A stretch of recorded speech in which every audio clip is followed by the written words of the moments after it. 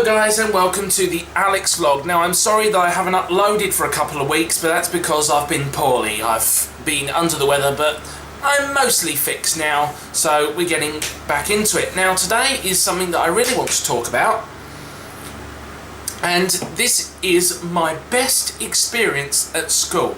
Now when I did my Q&A video a while ago, I had questions like what I liked and disliked about school in general, and and I talked about how I liked my classes and also how I liked learning and how I liked and also how I enjoyed the company of my friends, but that was about school in general. The one single best thing that I did at school was the West Coast trip in 2015. Now this was in my year 12 year, NCA level 2, and it was for history. Because you see, we were studying the New Zealand gold rushes, and we were focusing in particular on the West Coast gold rush, mainly because that's where we went. And so we went down for a 5-day trip to the West Coast. Now there were 30 students in total, myself included, which was the maximum that we were allowed to take on the trip. And then we had 3 staff members. It doesn't matter if I say the teachers' names because the names are all on the Tower College website anyway. So we had Mr. Salter, he was in charge. He was like the main teacher in charge. Then we had my teacher, Mr. Sibley, American chap, really nice guy. And he'd been on this trip about 6 times, so he definitely knew the trip well. Is there something going on out there? Never mind, I've got the windows open so you can hear all sorts of sounds going on out there. Yeah, and then we had Mrs. Turfring, and she was a teacher aide, and we took her because all 3 of the history teachers that were teaching year 12 that year were all men, and the rules say that we have to take a female staff member with us on the trip. Those are the rules, because it's a co-ed school, so we've got male and female students. So we took Mrs. Turfree, teacher aide, and I was in her van as well, which is good. So basically what I'm just going to do, I'm basically just going to run through the trip as a timeline to kind of describe how it went. So the trip ran, I can't remember the dates exactly, but it ran from Saturday to Wednesday, because we did it over with a weekend in order, obviously, because they didn't want us to have the whole week off school. So they wanted us to reduce the number of days we had off school to just Monday, Tuesday, Wednesday, so we went on the weekend. So our journey started on the ferry. I've got my slideshow from the trip on the computer here so I can keep track of what happened. So, beautiful sunny day on Saturday. We got on board the Inter-Islander. It was the, for those of you interested, it was the Kaitaki vessel. And we sailed down. It was a relatively nice day. It was a bit choppy in the Cook Strait. And the weather there did delay us. It made the trip about 25 minutes longer, but that was okay. It was a really nice ferry ride. Few of my friends were sick, especially Ryan. Poor soul, he was very sick actually. Yeah, there's a few people were sick. I don't suffer with seasickness. I'm known to being sick. I'm known for being sick on planes, but I've never ever been sick on a boat, ever. I'm really good with boats. So and I clearly get that from my dad's side because my mum gets seasick just looking at the Inter-Islander. So yeah, so we sailed down and we entered the beautiful Marlborough Sounds. The Marlborough Sounds are pretty much the main attraction for people sailing on the Inter-Islander in the first place. It is beautiful, and we were greeted with stunning weather. It was blue sky everywhere, and well, I mean, you can probably see in some of the pictures that I'm putting on screen now. Blue sky, it was beautiful. I mean, I think this was about April time, April, May, not sure. So it was autumn time, so we still had some nice weather. We had a really hot summer that year as well, so beautiful in the Sounds. And then we got into Picton for about lunchtime. And that's only the start, because obviously Picton is further east than it is west in relation to the South Island of New Zealand, so we had a long drive ahead of us. So after we'd had some lunch, now lunch was pretty much just a case of go and find somewhere to eat, you can pay for it, pretty much. Because, I mean, let's not forget, everybody who's on this trip is around, I mean, I'm trying to think, like, everybody who's doing this trip is around 15, 16, so, you know, and Picton's not a very big town at all. It's, considering that the Picton ferry, the main ferry actually stops there, Picton's not actually a very big town at all. So they were more than happy to just say, go and find somewhere to get some lunch, meet us back here in an hour. And that was pretty much the way it went. And while we did that, the teachers went to go and get our transport, which was 3 vans that they'd hired from a company. There were 3 10-seater vans and 2 trailers.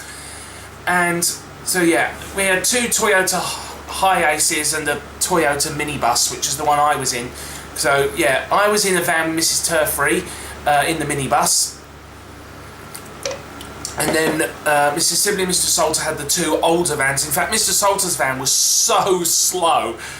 It was unbelievable. In fact, at the time, I used to nickname him James May because he was incredibly slow and his sense of direction was terrible, which was a bit worrying because he was supposed to be the one in charge. But yeah, there were 10 of us in the van. So there were 5 girls in the van and there were 5 of us boys, including my mate Corey, who's who's a great friend of mine, and also Daniel, who was the head boy the following year as well. So yeah, we had a great van crew. We didn't always get along, but when you're stuck in a van with the same 10 people for 5 hours, it's not always going to be a plain sailing. Because it was about a 5-hour drive to our destination in Greymouth. Now, about halfway along, we stopped for a leg stretch and a break at Lake Rotoiti, which is near St Arnaud, and oh my God, it is possibly one of the most beautiful scenic places I have ever been to, and I think it was actually Mrs. Turfree's idea to stop there as well, which was great. I'm not sure, I think it was her idea, but I mean, there's nothing there or anything, it's just one hell of a beauty spot, and I've got some great pictures which I'm putting on screen now. I mean, it was just amazing, absolutely amazing. It is honestly one of the most beautiful places I've ever been. Oh, what's this bloody Apple software? I don't want an Apple software update. Hey, the only reason I get Apple software updates on this computer is because I've got iTunes on it, because I'm running Windows. Anyway, it's a really beautiful location. It was amazing, and there's actually a pier there as well. A little like jetty for like boats and anything that you could just stand on. It's the sort of place that people paint, you know. It's just so beautiful. Anyway, after that, it was back in the vans and it was off to Greymouth. And dinner that night was a case of there's a KFC over there, there's a McDonald's over there, there's a few other shops around go and to help yourself, or plus also anybody who wanted to Chinese could go with Mr. Sibley and he offered to pay for them. So that was generous. I didn't go for that though, I don't really like Chinese. I'm not that keen on Chinese food, just personal preference. But so yes, but that would be the only time we did that. You see, what we had a sort of self-catering thing. Basically, there were 3 groups, and each of those groups were responsible for making a meal on one night. And then there was also a 4th group, which was the group that was responsible for putting the breakfast stuff out every morning. I was in that group. I was in the breakfast group, I volunteered for that. To be honest, I actually did the breakfast stuff myself, mainly because I'm such an early bird, and I decided to just get up and just go and do it, because I thought if I get up and go and put the breakfast stuff out myself, I can make sure that it's organised, I can make sure everything's right, and then I can just, you know, relax knowing it's done and I can concentrate and do it. Whereas if I wait for everyone else to get up, then I've got to wait, and then that means that I've got to then watch what they're doing, and we've all got to try and work it out. And I thought it's just easier if I just go and do it now, do it myself and get it done, and actually it worked. Anyway, enough rambling about setting up breakfasts. So we were staying in a hostel in Greymouth, which was run by a European guy called Dory. That's Facebook. and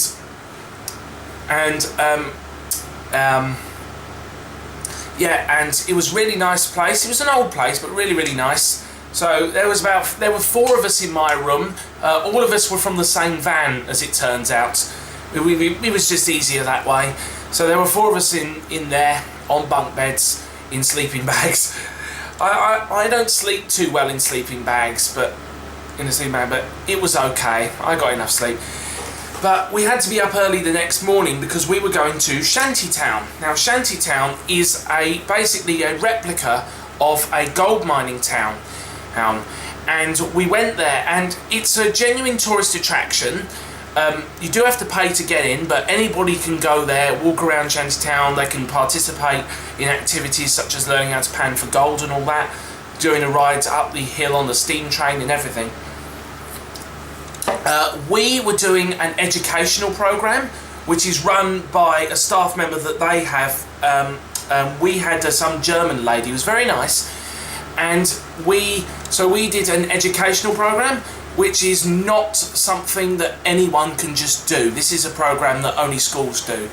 But we spent the morning being given a tour of Shantytown, and that was what we did.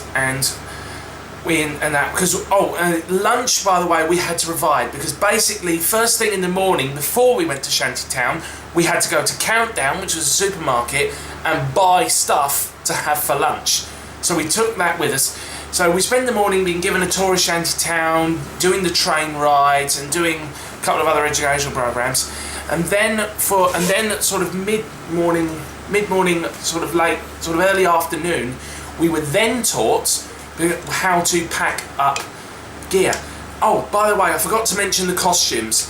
While we were in Shantytown, we had to wear costumes. We had to dress up like the actual people from the period would have dressed. And I'm trying to find the picture that says what I was wearing. I've just got to find the picture here. Yeah. Where is it? Oh yeah, here it is. So, and I was allowed to wear the same trousers. It was basically they gave me a white shirt, a brown waistcoat, which is nice. I love wearing waistcoats, and a hat. And there were various hats, so flat caps and everything. I took the opportunity and I grabbed one of the trilbies, which I really liked. So I was very much happy wearing my trilby, and that was all right. And though I did look a bit weird because I had my camera bag on at the same time, because I wasn't going to leave the cameras behind. No way. 1, because I wanted to take photos, and 2, because I didn't trust anyone to not steal them. And also I had my sunglasses on, so I didn't quite look period. That's because I can't go outside in sunlight without my sunglasses. I will point blank refuse. But it was all right. So anyway, we were given some tools. We were given a hammer, some sticks, some ropes, some pans, a shovel, and a rug, and a couple of other bits and pieces. We had to pack it all up inside the rug and carry it up to basically a dirt path next to a river, and actually pan for gold for real, digging for gold, just like they would in back in the 1890s when they were actually doing it. So we were actually panning for gold on a site where miners probably once mined for gold, and we were doing it as they would. I mean, we even had to learn how to stake the claims like they had to. Like, they had to stake a claim that was their area that they were permitted to dig in, and nowhere outside of it. So we were So we were doing that, and it was great, but tiring, and that's when we had lunch. Anyway, that afternoon we came down from the hill and we got back in the vans, because after taking our costumes off and that, and what we did is we got in the vans, and then the teacher lady, she got in her car and she took us to a place called Coomera, just like the vegetable Coomera, and it's a former gold mining town. There's actually nothing really there now apart from a petrol station. But we went and visited Coomera, and it's a small town that used to be a gold mining town. That's why I went there, and there was some information billboards that we stopped and read for 10 minutes about it, and she showed us a couple of places. We also, along the route, we stopped and looked at some places where the gold miners would have once dug, and that was that. And that was about that, and that was the end of our day really for that. I think also one of the attractions on the route was actually a very special bridge. You see, there is a railway line that runs through Greymouth. It goes straight through the centre of Greymouth. There's like level crossings everywhere. But further point, there's a bridge. It's a single lane bridge that is shared by both trains and cars. And the interesting thing is, there's no level crossing lights, bells or anything, nothing. You literally just have to look at the bridge and look before you go on the bridge to make sure that there's no train coming. It's literally shared space between trains, like big freight trains, and cars. It's quite amazing. And I was sitting in the front seat of the van, and as we were driving down, I took a picture out the front, and I'll put it on screen now, of just looking down the bridge. You're right, and there's railway tracks. It's quite freaky to think that. I mean, like, I keep wanting to look behind me to make sure that there's not a big freight train behind me. It was weird. Anyway, that afternoon we went down and had a look at a town. I can't even remember what it was called. And we had a look at the town there. It was mainly just a tourist stop really, and we had some ice cream. It was very, very nice. Then the following morning, we got up. Oh, actually, before I talk about the following morning, dinner that night, the first group cooked nachos. They were very, very nice. Anyway, the following morning, we got up, we did the same routine, went to Countdown to buy supplies for lunch, and then we went back to Shantytown again. Now, that morning, we did the train ride. Now, I've remembered, I know I said that we did the train ride on the first day. I'm wrong, we didn't do it on the first day, we did it on the second day. I've just remembered.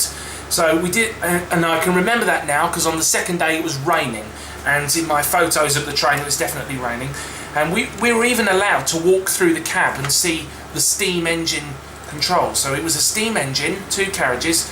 Interesting thing, the train actually is at the back and pushes the cars up the hill rather than at the front and pulls. And I spoke to the driver and he said the reason they do that is because it's so much easier to push the train up than it is to pull it. So that, and we were dressed up again. We were wearing the same costumes that we wore the day before, and that day we had some challenges that we were set. It was just basic activities like political things. We had to do a media challenge, like newspaper thing. I think it was about murder and all that. We had to do a drama relating. It was just a series of activities. We all took it in turns. We went round in groups and we did all these different things. It was fun. And we also had a bit of a chance to have a look around the town, the Shantytown itself again. But we only were there till lunchtime because that afternoon we had to leave. Why did we have to leave? Well, because we weren't staying in Greymouth for the following 2 nights. Because the trip was 2 nights in Greymouth, 2 nights in Westport. And that afternoon we had to leave to do the 3 or so hour drive to Westport, which is further north than Greymouth. So once we were finished at Shantytown, we got in the vans and off we went. Now halfway along we made a stop at another beauty spot, rather famous, known as the Pancake Rocks, and I'll put some pictures on screen again here now. Really beautiful area, and all natural. This is not man-made, it's all natural, and they're called pancake. Oh, sorry. That's the fizzy drink doing that. And they're called Pancake Rocks because of the way that the rocks have formed, makes them look like pancakes that have been stacked up on top of each other. So we stopped there. There was a cafe there, so a chance to buy a drink or have a bite to eat.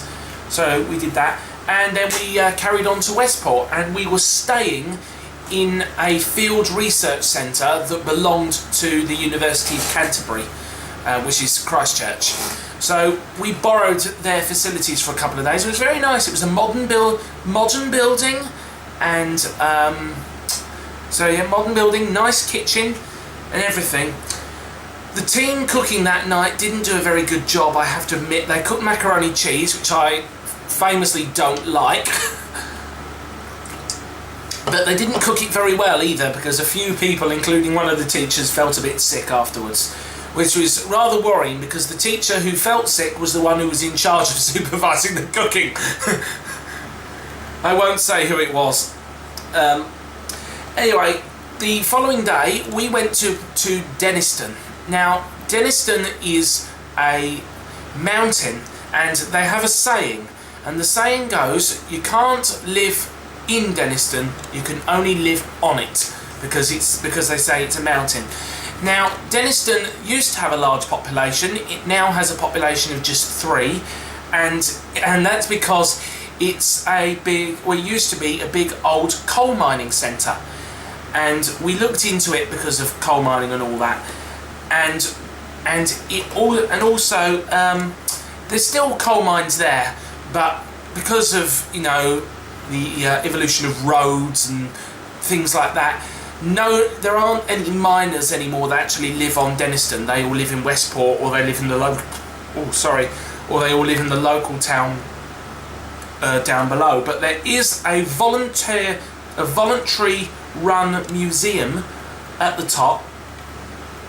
We go up there, and the guy who runs it is a former coal miner. He doesn't coal mine anymore. He said he now works for a construction company, but he's a former coal miner.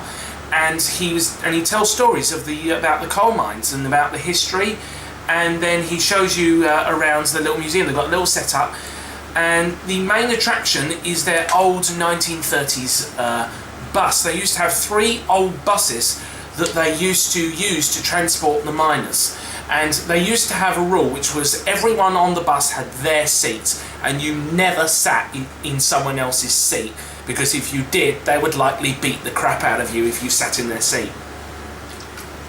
That was the way that it was back in those days, and he said that they managed to preserve one of the old buses that they used to transport people in and save it there. Now I'm going to try and hurry this vlog up, or otherwise the battery's going to die on this camera.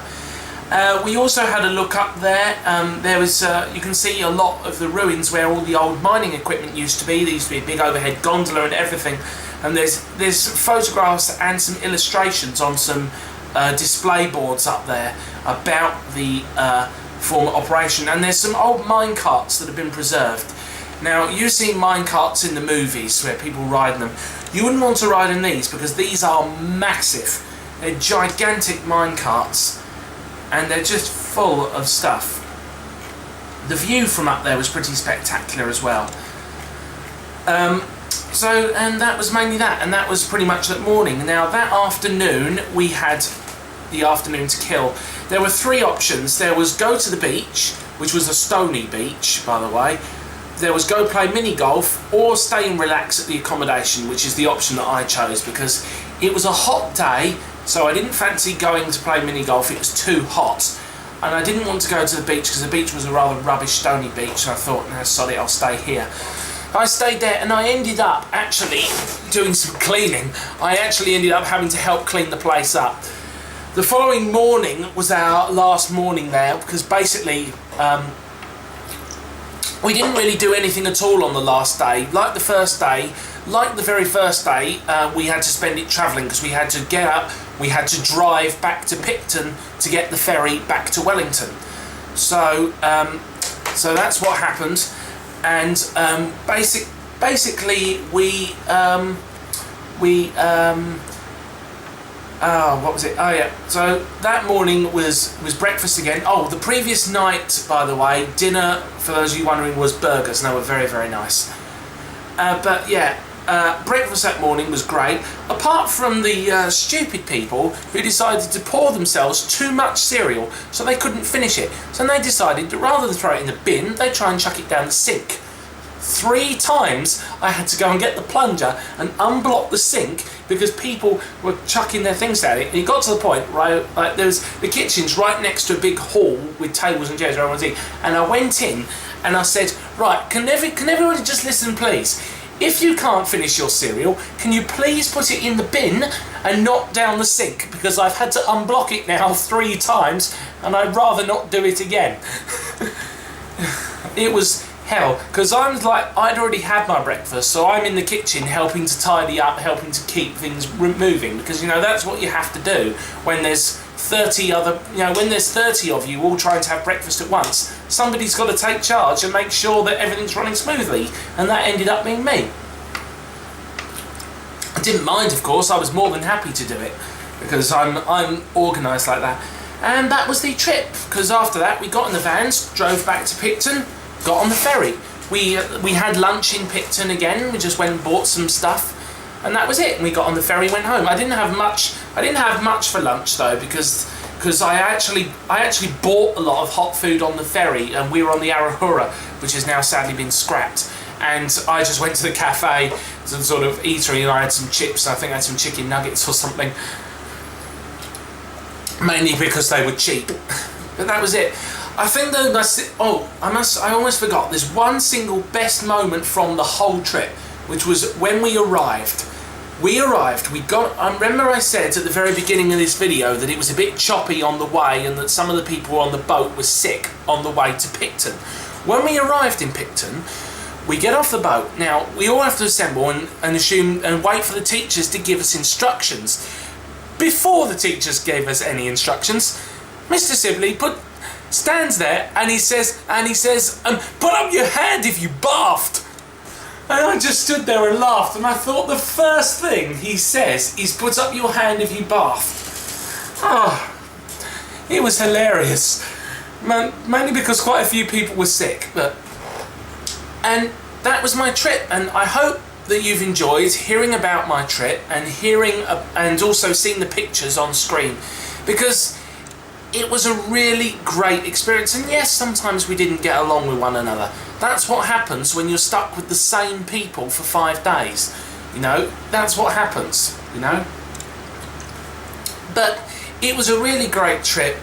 I really enjoyed the experience, and if somebody were to say to me, if somebody were to come up to me right now and say, I'm giving you the opportunity to go and do that trip again, I would take it immediately. It was a great experience, and I would certainly do it again. Sadly though, the following year, the head of our history department changed, and the trip wasn't run last year, and I don't think it is going to be run again, which is such a disappointment because it's a really amazing trip. And I just have to say that I'm really glad that I was part of the last trip to go. And yeah, it was amazing. So, like I said, hope you've enjoyed seeing the pictures. Hope you've enjoyed listening to me talk about the trip, and yeah, I'll see you guys in the next video. Bye!